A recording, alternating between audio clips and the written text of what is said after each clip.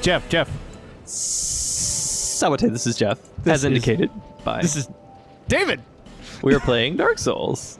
Yay. We can fight a fun boss. Yay! Dragonfire's a little This is the boss that made me really, really happy I bought this game. It's good times. We're going back to Heide's Tower. There is, in fact, another boss that is at the bonfire in Heide's Tower.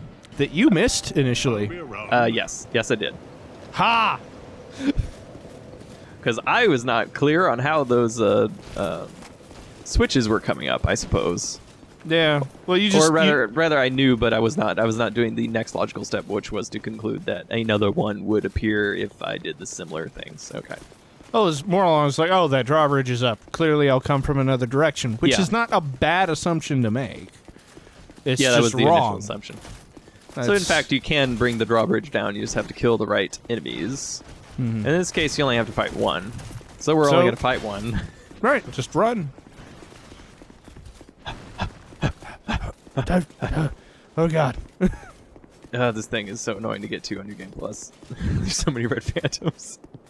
Oh, wow, really? Well, anyways, we spent most of our money, most of our earnings from last time, on firebombs, because firebombs is going to be... They're so good. Firebombs are so good. Yeah, they are. They are the bee's knees, especially in SL1. As it were. As it were. Oh, hi. So fighting and killing that guy there will raise the switch. That switch, you need to press that switch. We're gonna just run back around. They follow us, so we'll just take them on a magical journey. All right. See them in the distance. They're coming. Oh, God. Come on down, drawbridge. Oh, God. All right. Oh, there are two big sword guys. All right. Now that the drawbridge is down, we can get this item right here, which is fantastic. I think that only one of the sword guys will actually follow you up here if you do manage to run past all of them. But in this treasure chest right here is a fantastic ring, which is called the Ring of Binding, which is making a return appearance from Demon Souls, where it was called the Cling Ring. Didn't work out this time. The Ring of Binding will make it so that you can only go to 75% health when you get cursed by dying repeatedly, which is going to happen a lot with an SL1 character. Hey, it's Ornstein. He has the same moves as he did. Which made me really, really happy, because I already knew how to fight him. Yes, there's that. So this dashing thrust is one of his long-range attacks. He does have a little backstep attack. This should all seem very familiar to those that have followed along with our Dark Souls boss guide videos. Maybe you should have used Dark Souls 1 music for the pauses. I guess I could have. The boss music for the Old Dragonslayer is the best boss music in the game. It's what we're using for the We're using the card. intro, yeah, the intros. Jumping Slam is very directional, so very much a forward-moving attack. Sidestepping or rolling even a little bit to the side will probably mean you'll get out of the way of it. Of course, if you just sidestep, then you have more time to do some... Ow. Yes, ow. Good old thrust combo. This one can have 4 hits, and the 4th hit will always be like a forward slam, sort of slam into the ground. But he can stop the combo early, so... We're going to get most of our damage from the firebombs. Firebombs are super fantastic for a number of reasons. The main one being that they do not consume stamina. You, in fact, regenerate stamina when you throw them, which is weird, but okay. All right, sure.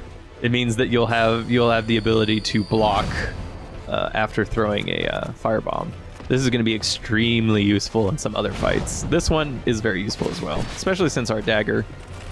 Kind of not good against him. It's not the best. It still does damage. That was a mistimed roll. For his double thrust, which we saw there, if you want to roll out of the way of it, you really need to wait. Because if you roll immediately after the first one, he will just pick you pick you off with the second thrust because it has just that slight delay. Right. And that was an example of a poorly timed firebomb. It looked cool, though. He does have a lot of time in between his attacks, for the most part. Oh, hey, finally using his magic attacks. We have a dark shuttlecock. that's a little badminton reference for you there. Yes. Just in case it's totally a thing. It's a real thing. I know it's a real thing. It's not like that jiggling Johnny it's not like lie. which is also a real thing. The video wouldn't load, so I have no proof of this. Okay, you're right. I can see how you would maintain your ignorance in that case. He is no longer a lightning-based fellow. He casts dark magic. Which is, you know, that's fine. I was actually really happy when that happened. Because everything about this boss made me really happy. My vocabulary is fantastic. Yep. It's super, really not bad. What's like good? It's very gooder. It's very goodly. The reason I did like the fact that it switched to dark from lightning, aside from the practical thing of, oh, I have nothing that blocks lightning at all, this is going to suck, it was more just, oh, hey, it's not just the exact same boss fight, it's just real close. Yes. He has all the same moves, a few of which we haven't seen yet, but I think he ended up having he has about 10 or 11 different moves. He's great. He has a lot of options. All right. I think that's what happens when they don't have to worry about reprogramming his AI completely from scratch for the thing. I would assume so. Hey, Thunderpants!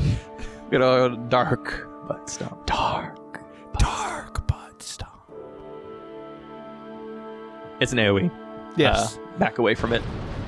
It doesn't have super great range, so if you see him going in the air, you almost always have enough time to get out of the way. This is a grab attack. He tries to impale you. Let's go into a alternate world. The alternate world of New Game Plus 2. Or no, it's New Game Plus 3. That's right. Wow. This is my main character, Ophiuchus. Ophiuchus. Yes. There's the first character I ran in Dark Souls 1 was Ophelia, so there's some thematic consistency there. So don't get stabbed. Also don't get stabbed that way either. Just don't get stabbed, I think works. He does have one more. There it is. One last magic attack. Don't get stabbed is good advice.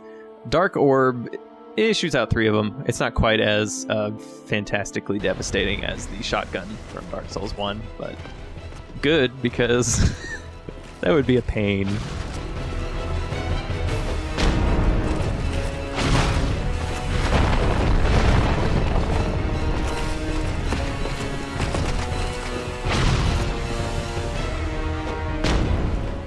Generally speaking, we're just going to run around and shoot firebombs.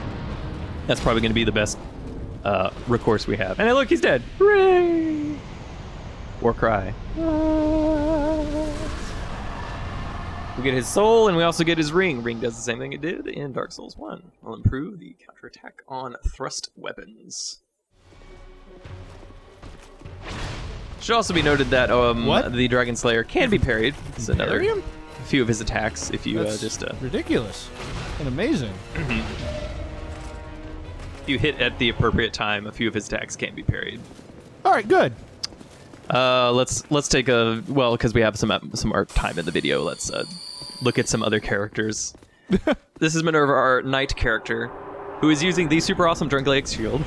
Yes, I can see that. 100% blocking, very useful. It's not the one I used, but yes. Tink. Tink. Tink. We also have a +3 fire longsword here. And a fancy hat. That's a fancy hat. That is a fancy hat. This fight is a little bit shorter than the SL1. It's also a little bit safer, naturally. Well, turns out most bosses are easy when you can block everything.